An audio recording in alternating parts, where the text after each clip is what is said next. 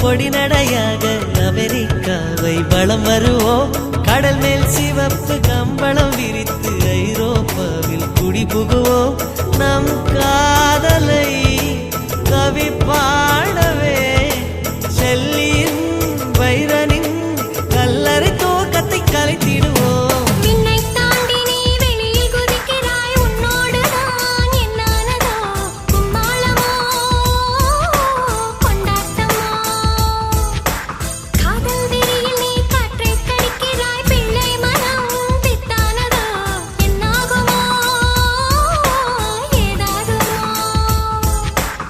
வாடை காற்றுக்கு வயசாச்சு, வாழும் பூமிக்கு வயசாச்சு.